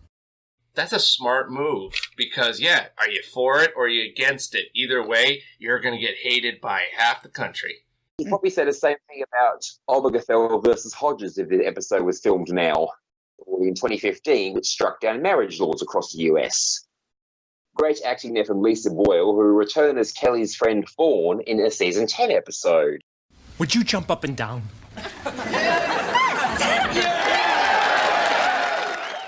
Marcy finally storms in. But Marcy's got a few questions for Al. Now, about your demand to not talk during sex. The only reason we ask you to is so that we know when you're finished. Oh, yeah? Well, you're a chicken!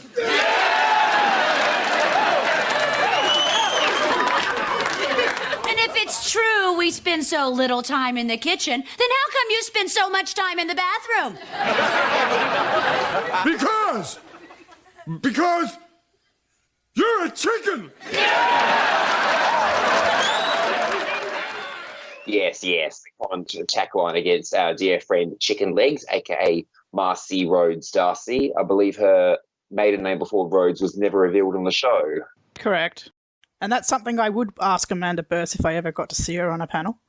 Yes, I'll do this thing. You can ask her that, Annabelle, and I'm going to ask why she went with the Mork and Mindy haircut again this season. So, like Mork's hair or like Mindy's hair? Had to ask. More. I was about to say, oh, you're trolling me. Yeah.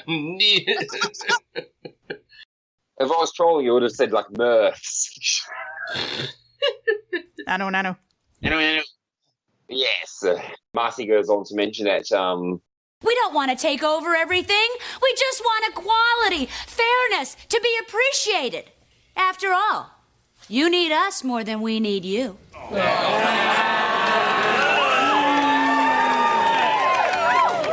You're in no man's land now, baby. But she does admit that sometimes, yes, women do need men because... You need us jar opening, oil changing, spiders squishing, furniture rearranging men a lot more than we need you. All right, you have a point. There are some occasions when women do need men. Yes! Well, like tonight, for instance. I need some men, so I'm going to call them. Oh, gentlemen! You again, Bundy? Jefferson has managed to somehow get to the audience and change to a Yes Ma'am t-shirt. Oh, I love that. He's got his backup plan set. Because you'll see him in later episodes wearing a Yes Ma'am shirt underneath as well, and you can actually buy the Yes Ma'am shirts too. I considered buying one of those, or possibly a Fang shirt, Feminists Against Neanderthal Guys. You'll hear more about that in season 9. No, later this season. Yeah. Yes, and we get to see Officer Dan again. Not quite a no ma'am, but Hey, aren't you Jerry Springer, the masculine feminist? Yes, I am. Tie him back up. What the? I hate that guy. Poor Jerry is still tied up. He won't let him be untied. I mean, that's like, nobody needs to come out of this unscathed in this episode. I love that. And by the way, I really want to find out if I can get a t-shirt maker to make me a reversible no ma'am, yes ma'am shirt. So I can literally just take it off, turn it inside out, and put it back on, and have it say yes or no, depending on what I want. Yes. No. Yes. It's a combination of no and yes. Exactly. Oh, man. A lot of dad jokes on this episode today. And this is, as I mentioned earlier, the first time Officer Dan is credited as Officer Dan. You'll cut back to the Bundy house, which has, interestingly, the door left wide open for any Tom, Dick, or Harriet to walk in and basically, well, steal what's left behind. And you'll see a tumbleweed throw into the living room. You may, if you look carefully, be able to see the stagehand throw it into the living room. So, because clearly the Cat family, which Buck hates that name, they've all gone. Yeah, I noticed a stagehand or somebody throwing the tumbleweed in because it's not something I've noticed until fairly recently when I was watching the episode on a bigger screen. Now, it might just be because of the way Amazon Prime has it, yeah, or DVD ratio is smaller, doesn't show it too clearly, but yeah, the aspect ratio, at least on Prime anyway, you can see the tumbleweed is at the side of the screen, and yeah, someone throws it across. It's adorable, and I want to believe when somebody was editing this for like later release, they're like, "Hey, you know we can see that guy throwing it in there. Should we take it out?" And they're like, "Guys, it's Married with Children. Absolutely not. Leave it in." It's adorable, and that's my Looney Tunes call of this episode: is the tumbleweed literally flying through the open house? Yeah, like I really, really, really want to know the behind scenes of the network going, hey, they're shooting, what is it? I don't know, they're shooting some Western movie over there. Go get Richard. Richard, the tumbleweed guy? Why? Just go get him and tell him to bring a tumbleweed. And he's like, boss, you know this is the Married with Children set, right? Yeah, I know. Throw it. It's your time. All right. And he just throws it. I don't know, like, I really want to believe it was just, like, cobbled together like that. Like, get the tumbleweed guy. Do it. Yeah, you're probably right. It's like, we need someone to throw this. Okay, get the tumbleweed guy. All right.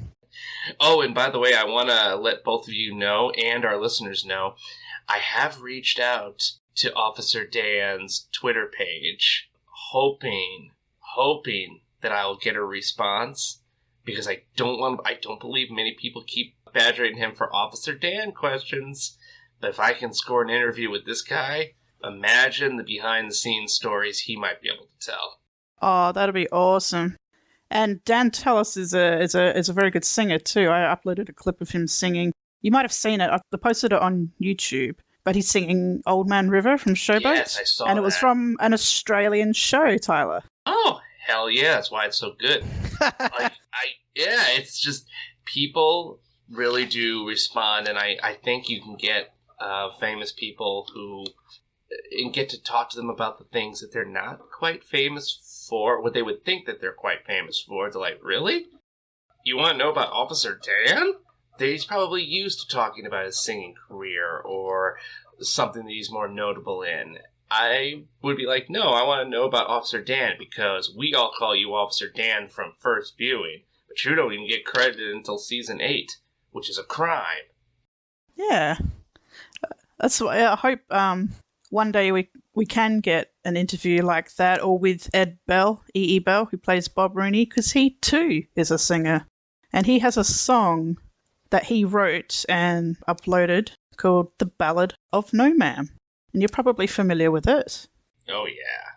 I was playing it before we watched this. But yeah, I send Dunn Tollins a message a day.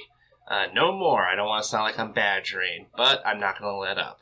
Just like, hey, just another shout out that me and Married with Children fans love you, and the podcast would really love to hear from you. Hope you're doing well and being safe. Usually something like that. Wicked. Oh, I can't wait. One day you're going to get drunk and just respond and be like, all right, let's do it. There are a couple of crew members on Facebook. Jonathan Wolf, who does the music, he's commented on my page. I've noticed that director Jerry Cohen has been floating around. He's friends with David Faustino on Facebook. And there's a couple of other names, Stephen Ritt, the dog trainer. So there's always people you can sort of reach out to. It's just a matter of who's going to read their messages, who's going to respond, who's going to want to do an interview in the first place.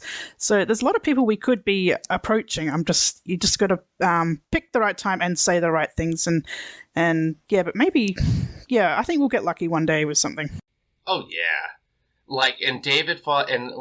And to get like Ed O'Neill or Katie Seagal or Faustino or Applegate, to get one of them, the only way that's ever going to happen, they're not going to respond to any of us, and why should they? Now, if Jerry Cohen happens to be like, hey, Katie, these guys are kind of cool. You should check them out. Could you imagine how tongue-tied we'd all be if we had Katie Seagal come on here? Or Christina Applegate. Oh my God! I couldn't do it. Like, I would just be there to listen. I don't know. I love you so much. Hi, Christina. That would be it. I had such a crush on you. Kind of still do. No. But yeah, like, I'm just gushing over the thought. I think about these things all the time. Just like, oh my God, to have an interview with any one of them would just be. I could die right then and there afterwards. Like, I'd be done. Someone else could take up the podcast because I've done it now. We find out what Al's punishment is: community service. My eggs! My eggs! Above my legs!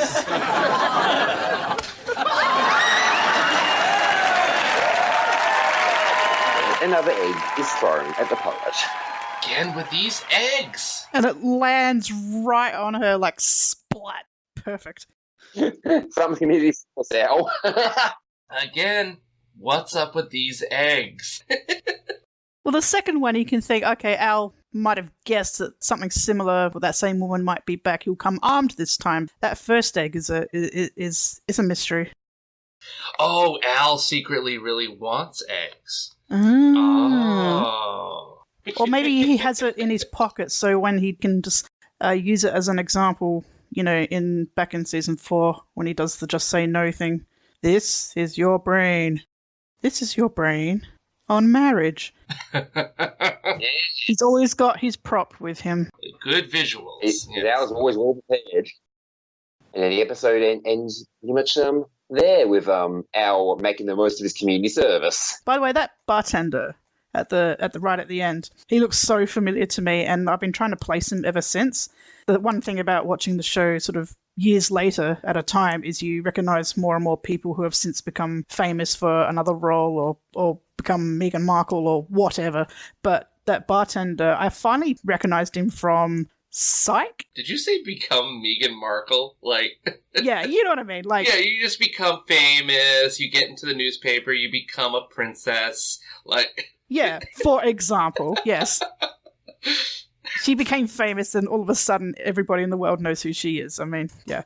But yeah, that bartender, I'm like, oh, that guy looks so familiar. And I looked him up. He's in 1,000 different shows, but I think I recognized him from Psych, and his name is Timothy Omundson. Yeah, Married with Children's big on that. Me and Steven have been noticing a lot of, like, holy crap, it's that guy moments. Yes, I've noticed a few things too. Like when I got into The Good Doctor a couple of years back, I was like, oh, Hill Harper, he was in Married with Children. And because he was in the episode where he's Al Mark II, and he's got his girlfriend, Meg. Oh, Meg. Yeah, the episode before this one, yeah. It just shows a different level of television show creation, because I've noticed that with a lot of mainstream American television shows, they'll sacrifice talent for recognizability, if that makes sense. Yeah, character actors in the line. Exactly, and this show, I think, cares more about, let's get a really professional character actor that knows, that can come in, read the script. They don't care what the episode is. They don't care what this show is. They're just like, okay, I'm a hillbilly. What kind of hillbilly? Am I a spitting hillbilly, or am I a beer swilling hillbilly? Both? Okay, you got it. Give me 3 seconds. Done. Those people exist, and they're great at their craft, but they're not usually cast in mainstream network television shows because a lot of them don't either look good or they don't have a lot of cachet, even though they have all the talent. Yes, and another thing is a lot of people who do make it on TV tend to have little bit roles in various shows here and there. Christina Applegate did, Devil Faustino did. They were both on Family Ties. They're both in commercials. Ted McGinley, he was in Happy Days. He was known for ruining a few shows. The whole Ted McGinley curse. They'll never let him forget it. Dynasty, or as we say it, Dynasty. Here, down in Australia. Was Katie Sagal, I always forget with her career, was she super famous at that point? When Married with Children started, no, because she was a singer and a background singer for a lot of famous people. Right before Married with Children, she was on a show with Mary Tyler Moore called Mary. That was only on for about 13 weeks. Mary is the show that Sharon Levitt, Ron Levitt's wife, saw her in and said, oh, she'd be great for Married with Children. But so she was not hugely famous, but she was getting there, if that makes sense. And interesting, if you watch Mary, it's a very hard show to find, but you see another actor from Married with Children on there in the form of Griff. So Peg knew Griff back before Married with Children started. Griff's on Mary? Yeah. It's got people like John Aston. He's Gomez Addams, for God's sake. I watched all of that during like a feverish dream of a night. I was looking for everything Katie Sagal ever did, and I downloaded a thing of all of her videos of her performing, her singing, and nestled inside of that audio file was 2 episodes of Mary. And I was like, this is awesomely bad, and I want more of it. And I went searching for it, but I couldn't find it. But you're right, it is a very hard show to find. No Ma'am will be right back to wrap up this week's review. Be sure to join their Facebook group page for all the podcast news and updates. Be sure to subscribe to them on the Apple Podcast app, and please leave a review telling them what you think of the show. To subscribe to their YouTube channel, just go to channels and search up Married with Children podcast. Join their Patreon and support your favorite podcast with a small monthly donation. You can email them at marriedwchildrenpodcast@gmail.com. Thanks for checking out this review. All right, Tyler. How many demands are you making to the angry women in the masculine feminist audience? Tyler.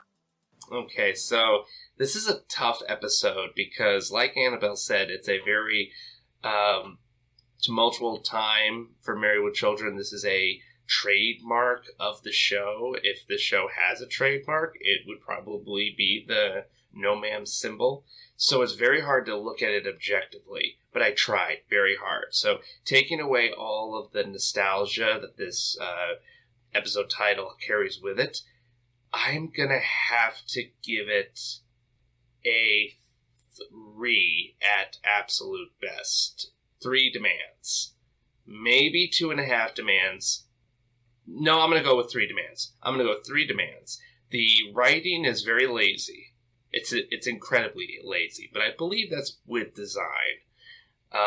The cast is worth 2 of the demands completely, because like I've said, I love all of these guest stars. Jerry Springer, it was a real sport. He just had a lot of fun.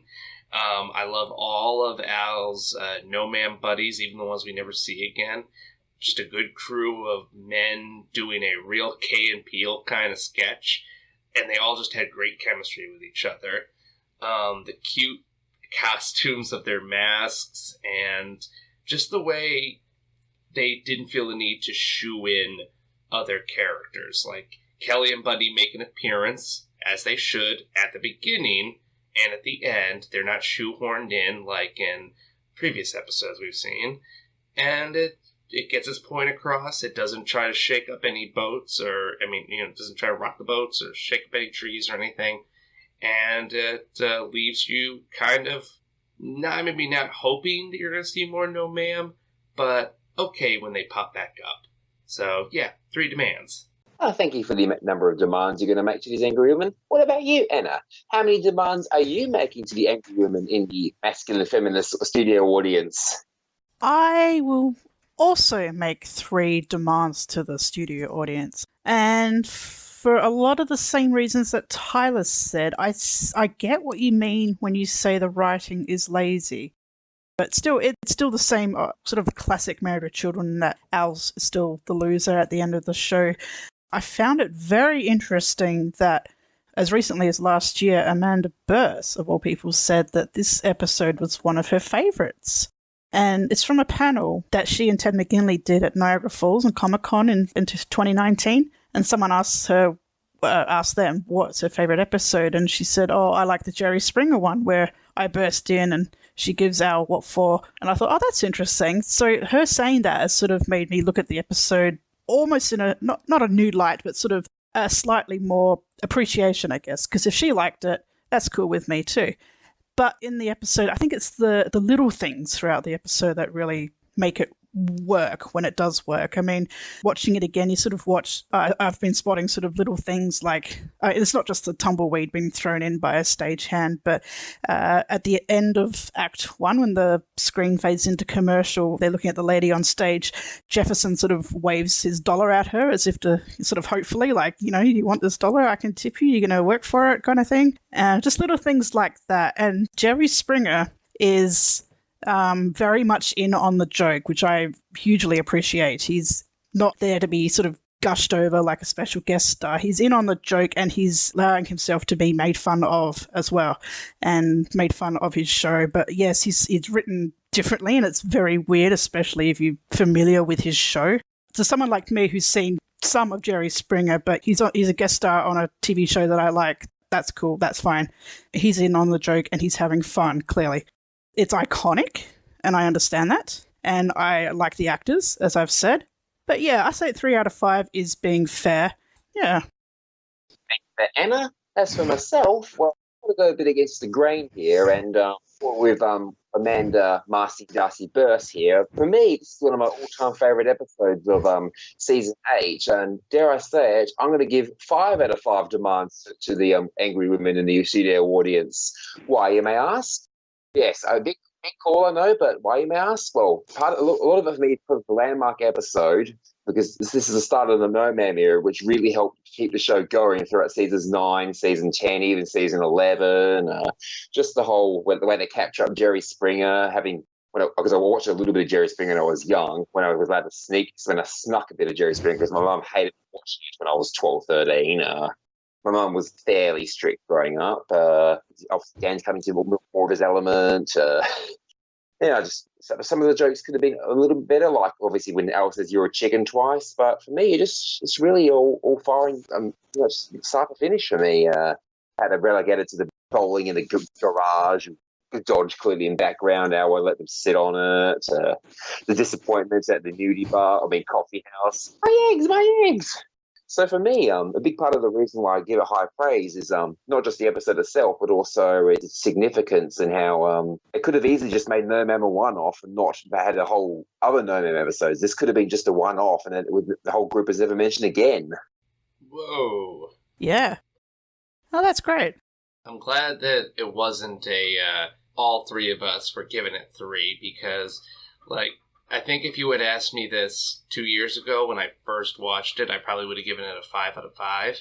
But after rewatching the show and, recording and doing these episodes and checking it out with a lens, can I do this with Married with Children podcast goggles on and take the nostalgia content away? And when I did that and looked at it as a standalone, I saw a lot of unless I know for a fact they were trying to do something subversive, and it just was a happy accident, it's really hard to give it enough praise. So, but I see where you're coming from, Matt, and that's almost enough to make me want to push it to a 4. But I'm gonna keep mine to a 3.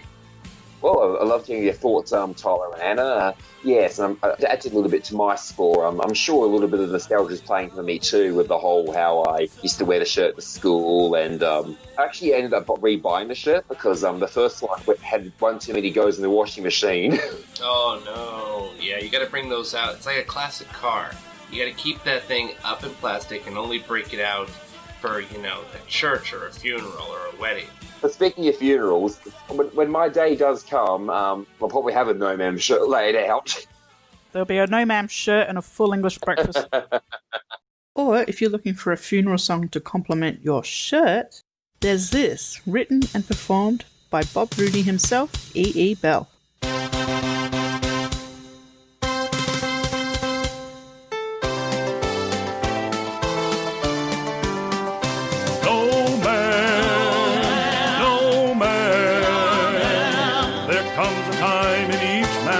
When he ought to say no ma'am, no ma'am, no ma'am. There comes a time in each man's life when he's got to say no ma'am.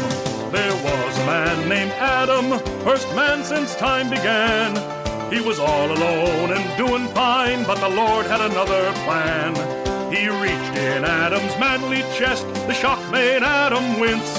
And then the Lord created Eve, man's been hurting ever since. No man, no man. There comes a time in each man's life when he ought to say no ma'am, no ma'am, no ma'am. There comes a time in each man's life when he's got to say no ma'am. Temptations there were many, her eyes, her lips, her nose. Her pleasures beckoned unto him, that's nature, I suppose. But Eden turned to Hades when she gave the sucker punch. He should have asked for something else, but he said, what's for lunch? No ma'am, no ma'am. There comes a time in each man's life when he ought to say no ma'am, no ma'am, no ma'am. There comes a time in each man's life when he's got to say no ma'am. There was a man named Bundy, scored 4 touchdowns in one game. Polk High School was his Eden until the prom night came. She was pegged from Wanker County, she's Mrs. Bundy now. 'Cause Al forgot, once you get the milk, you don't still need the cow. No man, no man. There comes a time in each man's life when he ought to say no ma'am, no ma'am, no ma'am. There comes a time in each man's life when he's got to say no ma'am, no ma'am, no ma'am, no ma'am, no ma'am. All right, I said I was going, and I'm going. But let me tell you something. I'm not going to just disappear. you'll see me again. Wherever a fat woman shoves a smelly foot in front of some poor guy's face, I'll be there. And now, the last word on this episode. Calling in from his 2/3 acre retirement property on Lake Chickamaucomico that the government hasn't yet padlocked. Ladies and gentlemen, I give you the creator and executive producer of the Married with Children podcast, Mr. Alex Edwards.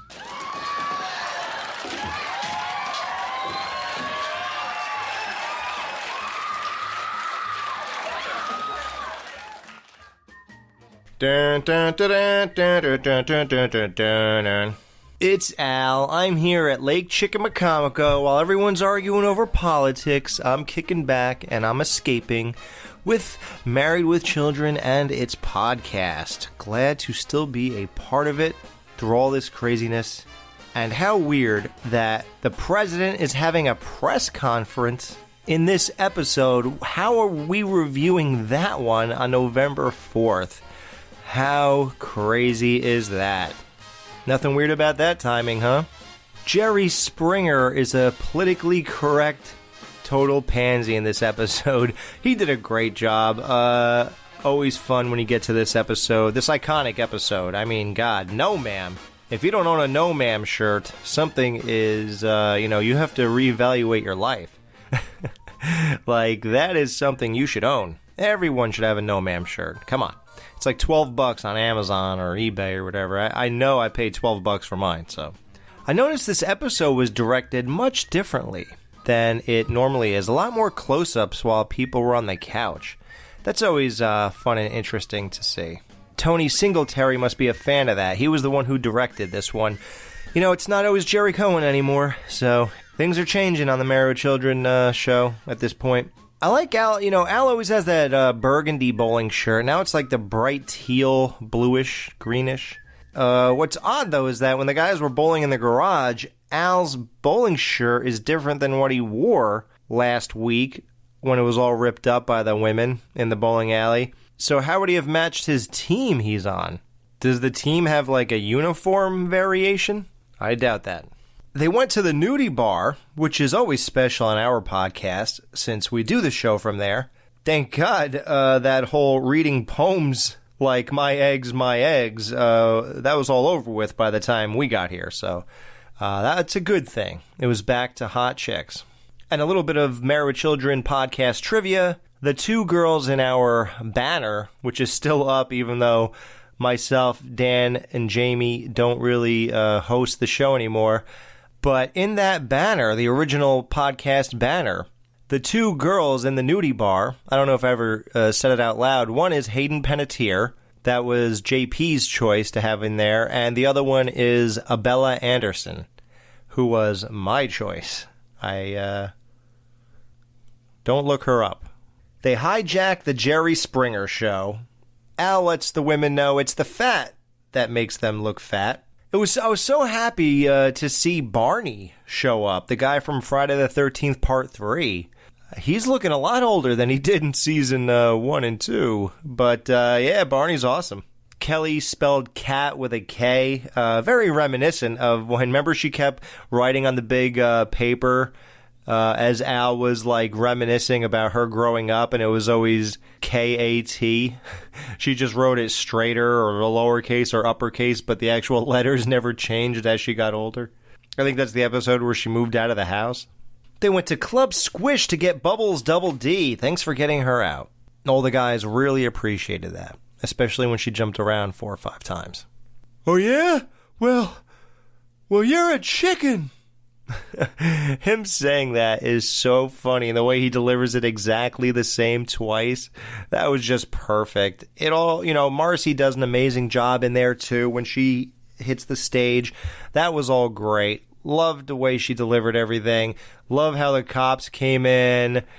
I love how Jefferson had a shirt that said yes ma'am, and he makes believe he just came like running in. And the way Marcy like smirks and like looks at him from the side, and she's looking at his shirt because she knows everything he's trying to pull off, but it's not working. It is just greatness. This episode, I mean, what is there to really complain about? this changed the landscape of Married with Children. A lot of people really just know No Ma'am. You know, the casual Married with Children fan, all they know about, they'll just say like 4 touchdowns, No Ma'am, shoe store. You know, that's right there. This is huge. It's a landmark episode. I remember Jerry and JP always wanted the episodes that like moved things along or, you know, changed the landscape of the show or something. They were always looking for those big moments. Well, this is it. So by that logic, I guess this gets a 5. 5 out of 5. That's Al, folks. Yeah, so that concludes our review of Season 8, Episode 9, No Ma'am. Tune in next week for Season 8, Episode 10, where we'll be moving on up and dancing with Wheezy. Al bribes Kelly and Bud into posing as him and Jefferson to accompany Peg and Marcy at the Jeffersons' Moving On Up tour live, while they go to a newly owned sports bar.